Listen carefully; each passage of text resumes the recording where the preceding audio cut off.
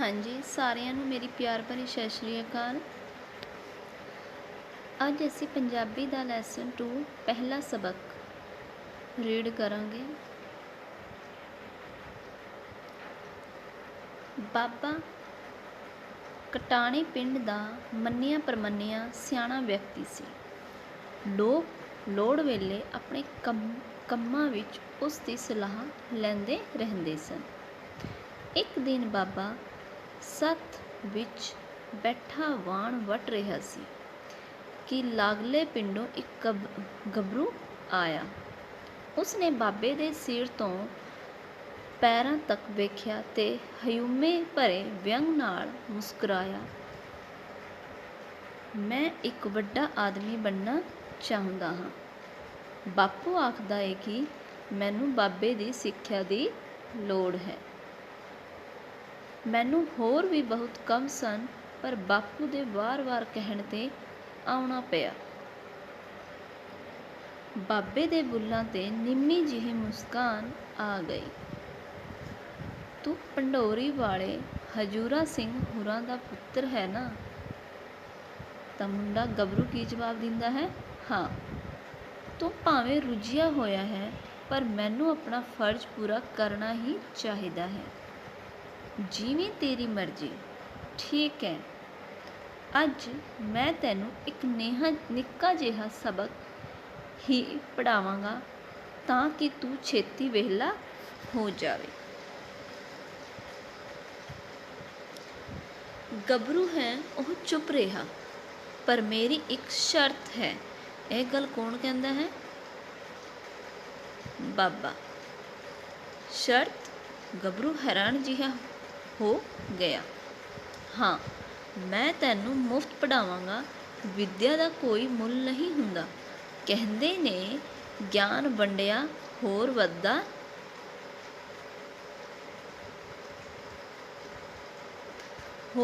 ਹੈ। ਪਰ ਮੈਂ ਜੋ ਵੀ ਸਬਕ ਤੈਨੂੰ ਪੜ੍ਹਾਵਾਂਗਾ ਤੂੰ ਉਹਦੀ ਉਲੰਘਣਾ ਨਹੀਂ ਕਰੇਗਾ। ਠੀਕ ਹੈ। ਉਲੰਘਣਾ ਹੁੰਦਾ ਹੈ ਅਵੱਗਿਆ ਕਰਨਾ, ਕਿਸੇ ਚੀਜ਼ ਦਾ ਨਿਯਮ ਭੰਗ ਕਰਨਾ, ਯਾਨੀ ਕਿ ਜਿਹੜਾ ਉਲੰਘਣਾ ਕਰਨਾ। ਉਲੰਘਣਾ ਕਰਨ ਦਾ ਹਰ ਵਾਰ 10 ਰੁਪਏ ਜੁਰਮਾਨਾ ਭਰਨਾ ਪਵੇਗਾ। ਮਨਜ਼ੂਰ? ਤਾਂ ਫਿਰ ਸ਼ੁਰੂ ਕਰੀਏ। ਹਾਂ। ਤਾਂ ਗੱਭਰੂ ਕਹਿੰਦਾ ਹੈ ਹਾਂ। ਸ਼ਰਤ ਦੀ ਗੱਲ ਸੁਣ ਕੇ ਸੱਥ ਵਿੱਚ ਬੈਠੇ ਦੂਜੇ ਲੋਕਾਂ ਦਾ ਵੀ ਉਹਨਾਂ ਵੱਲ ਧਿਆਨ ਖਿੱਚਿਆ ਗਿਆ। ਉਹ ਸਾਰੇ ਖਿਸਕ ਕੇ ਉਹਨਾਂ ਦੇ ਨੇੜੇ ਹੋ ਗਏ। ਬਾਬੇ ਨੇ ਵਾਣ ਦਾ ਵੱਟਿਆ ਹੋਇਆ ਪਿੰਨਾ ਪਾਸੇ ਰੱਖ ਦਿੱਤਾ ਤੇ ਬੋਲਿਆ, ਅੱਜ ਦਾ ਸਬਕ ਬਸ ਇੰਨਾ ਕੁ ਹੈ ਕਿ ਹਮੇਸ਼ਾ ਸ਼ਾਂਤ ਰਹੋ। ਕੋਈ ਤੁਹਾਨੂੰ ਭਾਵੇਂ ਕਿੰਨੇ ਵੀ ਅਪਮਾਨਜਨਕ ਸ਼ਬਦ ਬੋਲੇ, ਗੁੱਸਾ ਨਾ ਕਰੋ। ਆਪਣੇ ਆਪ ਉੱਤੇ ਕਾਬੂ ਰੱਖੋ। ਮਤਲਬ ਬਾਬਾ ਜੀ ਨੇ ਕੀ ਸਬਕ ਦਿੱਤਾ ਉਸਨੂੰ ਸਿਰਫ ਇਹੀ ਸਬਕ ਦਿੱਤਾ ਕਿ ਸਾਨੂੰ ਹਮੇਸ਼ਾ ਸ਼ਾਂਤ ਰਹਿਣਾ ਚਾਹੀਦਾ ਹੈ ਤੇ ਕਿਸੇ ਨੂੰ ਵੀ ਕੁਝ ਗਲਤ ਨਹੀਂ ਬੋਲਣਾ ਚਾਹੀਦਾ ਤੇ ਨਾ ਹੀ ਗੁੱਸਾ ਕਰਨਾ ਚਾਹੀਦਾ ਹੈ ਤੇ ਆਪਣੇ ਆਪ ਉੱਤੇ ਕਾਬੂ ਰੱਖਣਾ ਚਾਹੀਦਾ ਹੈ। ਬਸ। ਗੱਭਰੂ ਹੱਸਣ ਲੱਗ ਪਿਆ। ਸੱਥ ਵਿੱਚ ਬੈਠੇ ਬਾਕੀ ਜਣੇ ਵੀ ਉਹਦੇ ਨਾਲ ਹੀ ਹੱਸ ਪਏ। ਇਸ ਦਾ ਭਾਵ ਇਹ ਹੋਇਆ ਕਿ ਪਹਿਲਾ ਸਬਕ ਤੂੰ ਚੰਗੀ ਤਰ੍ਹਾਂ ਸਿੱਖ ਲਿਆ ਹੈ। ਕਹਿੰਦਾ ਹੋਇਆ ਬਾਬਾ ਪਹਿਲਾਂ ਵਾਂਗ ਹੀ ਮੁਸਕਰਾਉਂਦਾ ਰਿਹਾ। ਮਤਲਬ ਗੱਭਰੂ ਹੱਸਣ ਕਿਉਂ ਲੱਗਿਆ ਸੀ ਕਿ ਇਹ ਵੀ ਕੋਈ ਸਬਕ ਹੈ। ਇਹ ਗੱਲਾਂ ਤਾਂ ਆਮ ਹਰ ਕੋਈ ਜਾਣਦਾ ਹੈ ਕਿ ਸ਼ਾਂਤ ਰਹੋ, ਕਿਸੇ ਨੂੰ ਬੁਰਾ ਨਾ ਬੋਲੋ। ਇਸ ਵਿੱਚ ਕਿਹੜੀ ਨਈ ਗੱਲ ਹੈ ਜਿਹੜੀ ਉਸ ਬਾਬੇ ਨੇ ਗੱਭਰੂ ਨੂੰ ਸਿਖਾਈ? ਗੱਭਰੂ ਆਪਣੇ ਮਨ 'ਚ ਇਹ ਸੋਚ ਰਿਹਾ ਸੀ। ਠੀਕ ਹੈ। ਤਾਂ ਹੀ ਉਹ ਉਸ ਦੀ ਗੱਲ ਸੁਣ ਕੇ ਹੱਸ ਰਿਹਾ ਸੀ। ਬਿਲਕੁਲ। ਇਹਦੇ ਵਿੱਚ ਭਲਾ ਹੀ ਸ਼ੱਕ ਹੈ। ਇਹ ਗੱਲ ਕੌਣ ਕਹਿੰਦਾ ਹੈ?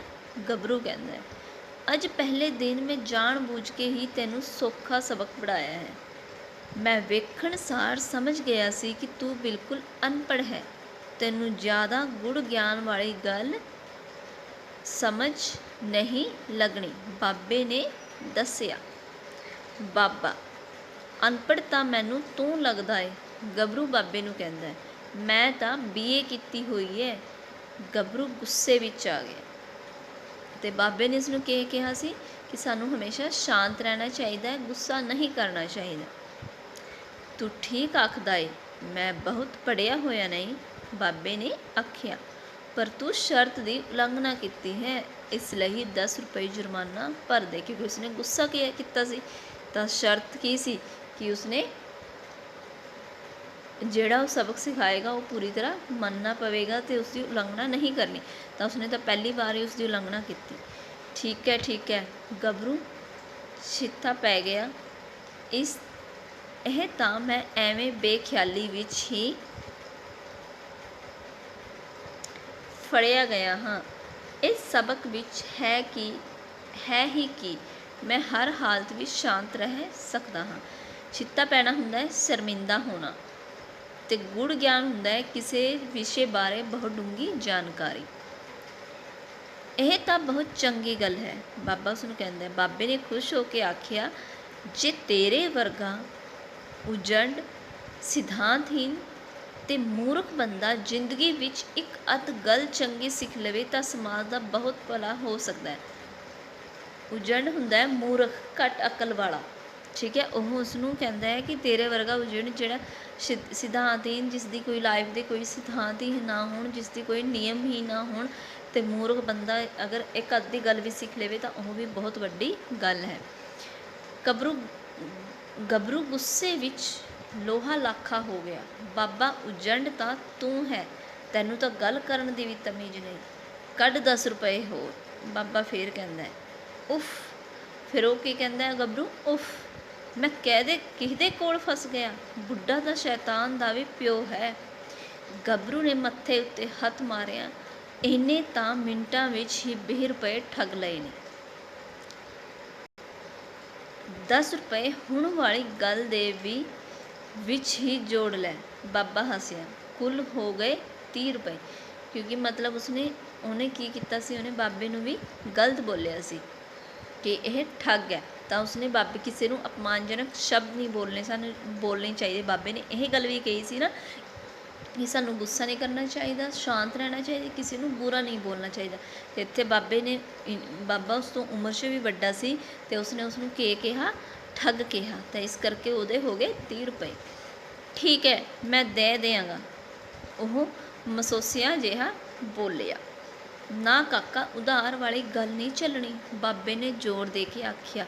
ਵੈਸੇ ਤਾਂ ਰੁਪਏ ਭਾਵੇਂ ਬਾਅਦ ਵਿੱਚ ਵੀ ਲੈ ਲੈਂਦਾ, ਪਰ ਤੁਹਾਡਾ ਸਾਰਾ ਖਾਨਦਾਨ ਹੀ ਇਸ ਮਾਮਲੇ ਵਿੱਚ ਬਹੁਤ ਬਦਨਾਮ ਹੈ। ਤੁਸੀਂ ਅੱਜ ਤੱਕ ਕਦੀ ਕਿਸੇ ਤੋਂ ਉਧਾਰ ਲੈ ਕੇ ਵਾਪਿਸ ਨਹੀਂ ਕੀਤਾ। ਫਿਰ ਉਹ ਕਹਿੰਦਾ, ਬਾਬਾ ਤੈਨੂੰ ਇਸ ਤਰ੍ਹਾਂ ਬਕਵਾਸ ਕਰਦੇ ਨੂੰ ਸ਼ਰਮ ਨਹੀਂ ਆਉਂਦੀ? ਮੈਂ ਤੇਰਾ। ਗੱਭਰੂ ਨੇ ਗੁੱਸੇ ਵਿੱਚ ਦੰਦ ਪਿੱਸੇ।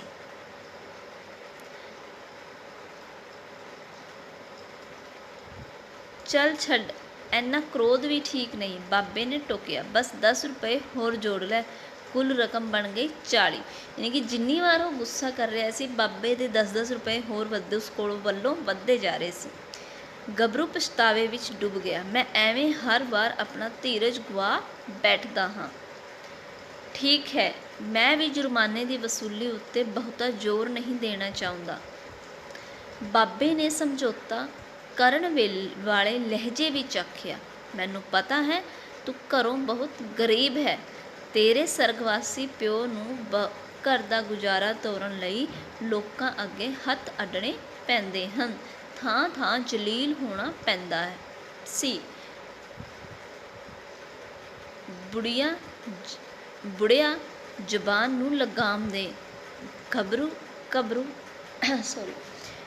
ਗੱਭਰੂ ਦਾ ਸਰੀਰ ਗੁੱਸੇ ਵਿੱਚ ਕੰਬਣ ਲੱਗ ਪਿਆ। ਉਹ ਪੂਰੇ ਤਾਣ ਨਾਲ ਚੀਕਿਆ, ਤੇ ਜੇ ਇੱਕ ਵੀ ਲਫ਼ਜ਼ ਹੋਰ ਬੋਲਿਆ ਤਾਂ ਮੈਂ ਕਸੂਨ ਮਾਰ ਕੇ ਤੇਰਾ ਜਬਾੜਾ ਤੋੜ ਦਿਉ। ਅਸੀਂ ਗਰੀਬ ਨਹੀਂ, 30 ਕਿੱਲਿਆਂ ਦੇ ਮਾਲਕ ਹਾਂ, ਤੇ ਮੇਰਾ ਬਾਪੂ ਹਲੇ ਜਿਉਂਦਾ ਹੈ।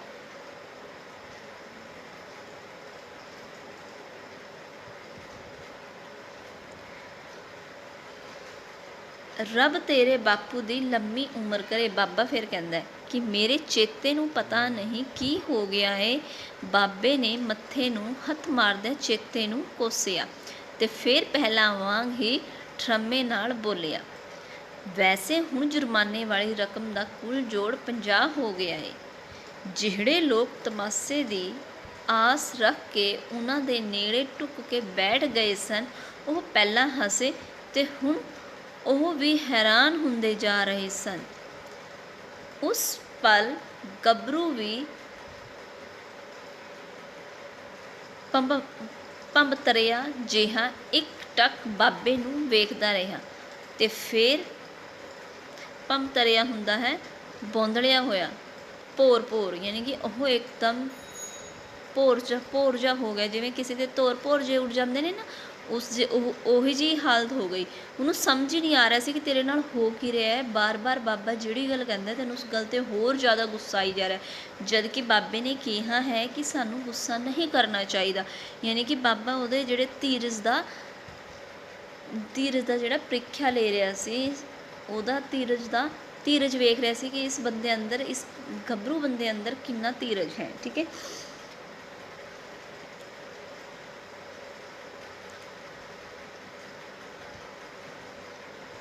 ਵੇਖਦਾ ਰਿਹਾ ਤੇ ਫਿਰ ਸ਼ਰਮਸਾਰ ਹੁੰਦਾ ਬੋਲਿਆ, ਬਾਬਾ ਜਿਹੜਾ ਪਾਠ ਤੂੰ ਅੱਧਾ ਘੰਟਾ ਪਹਿਲੋਂ ਪੜ੍ਹਾਇਆ ਸੀ, ਹਾਲੇ ਸਿਰਫ ਮੈਂ ਉਹਦੀ ਸਮਝ ਲੱਗੀ ਏ। ਪੁੱਤਰ, ਇਹ ਗੱਲ ਚੰਗੀ ਤਰ੍ਹਾਂ ਮਨ ਵਿੱਚ ਬਿਠਾ ਲੈ ਕਿ ਕ੍ਰੋਧ ਕਰਨ ਨਾਲ ਅਸੀਂ ਖੁਦ ਸਿਰਫ ਨਿੱਕੇ ਹੀ ਨਹੀਂ ਹੁੰਦੇ, ਸਗੋਂ ਕ੍ਰੋਧ ਵਿੱਚ ਵਿਵੇਕ ਵੀ ਗਵਾ ਬੈਠਦੇ ਹਾਂ ਤੇ ਦੋਸਤੀ ਵੀ। ਕ੍ਰੋਧੀ ਬੰਦਾ ਆਖਰ 'ਤੇ ਬਿਲਕੁਲ ਇਕੱਲਾ ਰਹਿ ਜਾਂਦਾ ਹੈ। ਬਾਬੇ ਨੇ ਸਮਝਾਇਆ, ਕ੍ਰੋਧੀ ਬੰਦਾ ਆਪਣੀ ਸਿਹਤ ਦਾ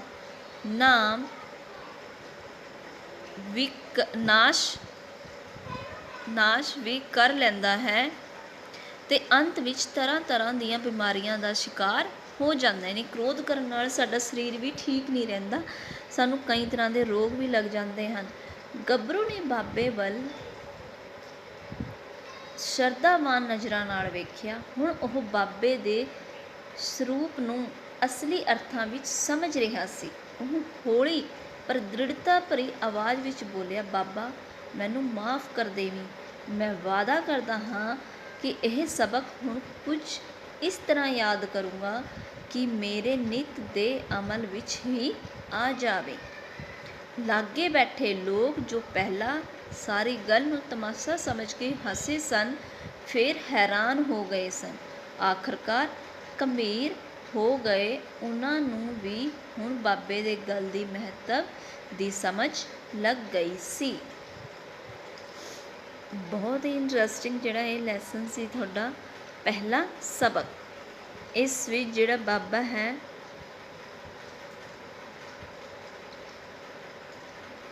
ਠੀਕ ਹੈ, ਉਸਨੇ ਇਸ ਗੱਭਰੂ ਨੂੰ ਜਿਹੜਾ ਸਬਕ ਸਿਖਾਇਆ ਉਹ ਸਬਕ ਉਹ ਬੜੀ ਚੰਗੀ ਤਰ੍ਹਾਂ ਸਮਝ ਗਿਆ, ਲੇਕਿਨ ਸਮਝਿਆ ਥੋੜ੍ਹੀ ਦੇਰ 'ਚ, ਲੇਕਿਨ ਸਮਝ ਗਿਆ।